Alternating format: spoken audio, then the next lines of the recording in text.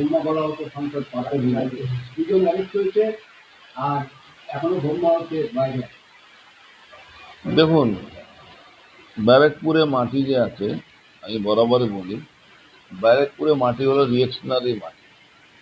যা করবেন তার ফল এখানেই পাবেন। এখানকার মানুষ ওই ঠাকুর কি করবে তার অপেক্ষায় থাকে না। যে অত্যাচারী তার সঠিক জবাব দিয়ে দেয়, ওরও জবাব পেয়ে যাবে। নৈহাটি যারা অত্যাচারিত হয়েছে, যারা ভুক্তভোগী, তারা চাইছে সমস্তকে নৈহাটিতে কোমরে দড়ি বেঁধে ঘোরানো।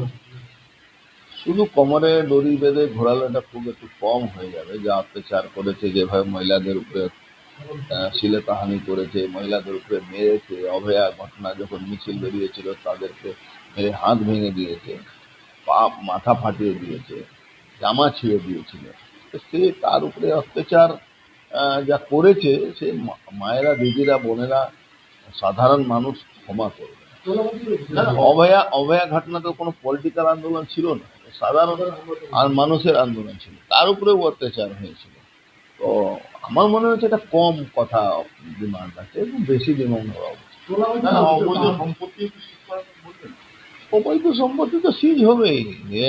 ওর তো এই ম্যাটারটা ইনকাম ট্যাক্স টেক ওভার করা উচিত। যত গ্রোথ হয়েছে অত গ্রোথ তো মানে বলা যায় না। ওষুধের ব্যবসায় করতো না, চাল ওষুধের ব্যবসায় করতো।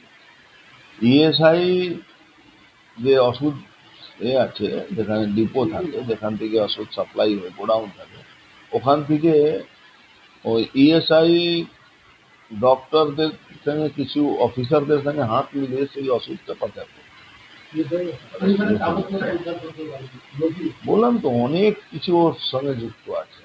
ওর যা মানে যতগুলো কয়েকশো কোটি টাকা ওর কাছে, ডাম্পার থেকে নিয়ে, বুলডোজার থেকে নিয়ে, আপনার জেসিবি থেকে নিয়ে, আপনার মনে আছে ওই কল্যাণী হাইওয়েতে যত ড্রেন তৈরি হয়েছে, আপনি যান ড্রেনটা, ড্রেন যেভাবে তৈরি হয়েছে, ইট মারলে ড্রেন ভেঙে যাবে, মানে লোহা শাবল মারতে হবে না, ইট মারলে ভেঙে যাবে।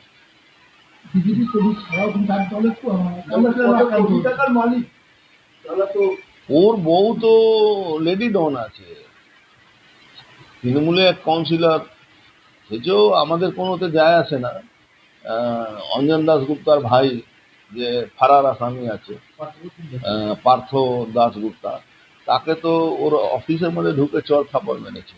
কিন্তু এরা তো সব তোলাবাজ, এদের ওই সব ব্যাপার থাকে না, কে মারলো কে এ করলো, এটা তো নির্লজ্জ, ওই জন্য এরা কোনো রিয়াকশন করে না। পাথর ব্যবসায়ী টুলু মণ্ডল, তার সঙ্গেও নাম জড়িয়ে যাচ্ছে সমস্ত। নাম জোড়াবার ব্যাপার নেই, পার্থ টুলুর সঙ্গে সনকের যোগাযোগ আছে।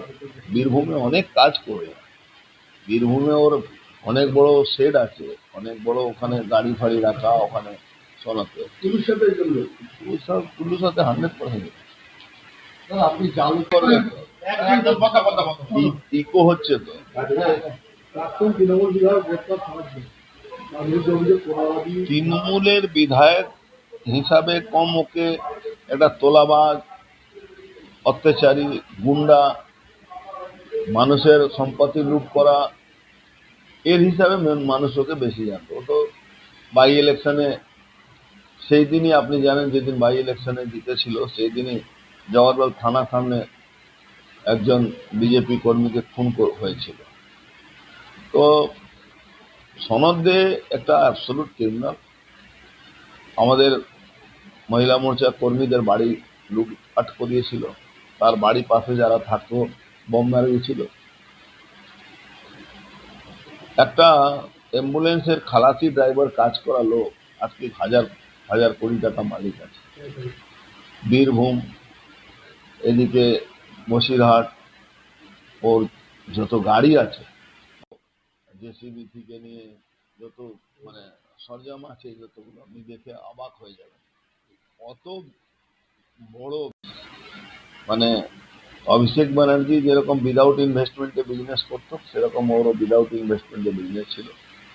ওখানে বাস টার্মিনাস একটা হয়েছিল, সেই বাস টার্মিনাসের মধ্যেই ওর পাথর বালি ব্যবসা চলছে, নৈহাটি থানা পাশ।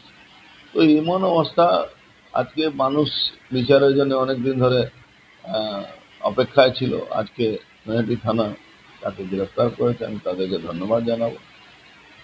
আমাদের পশ্চিমবাংলা পুলিশ আজকে সঠিক পদক্ষেপ নিয়েছে, তার জন্য ধন্যবাদ জানাবো।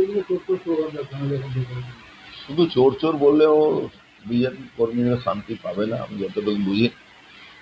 ওর সঠিক ওষুধ দেওয়া দরকার আছে। কোমরে দড়ি বেঁধে তো ঘুরবে, ওটা নিয়ে কিন্তু যে অত্যাচার করেছে মানুষ কিন্তু ওকে ক্ষমা করবে না। নৈহাটিতে বোমা বৃষ্টি